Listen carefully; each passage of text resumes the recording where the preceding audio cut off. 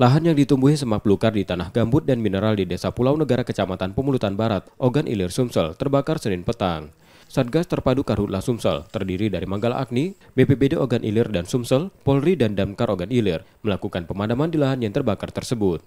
Tiupan angin dan banyaknya belukar kering membuat api cepat membesar, menyulitkan pemadaman karena api melompat ke sejumlah lahan lainnya.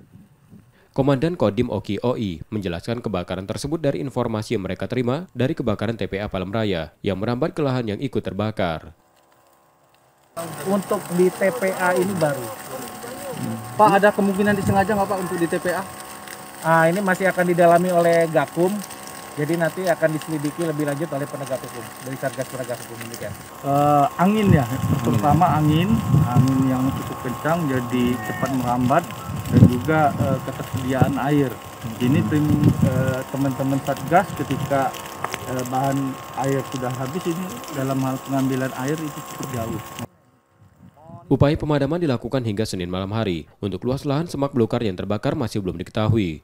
Sementara lahan TPA yang terbakar mencapai setengah hektar. Asap kebakaran yang terjadi di TPA dan lahan di Ogan Ilir tersebut makin memperparah paparan asap di jalan tol ruas Palembang Indralaya dan Kota Palembang. Tim Liputan, Kompas TV, Ogan Ilir, Sumatera Selatan.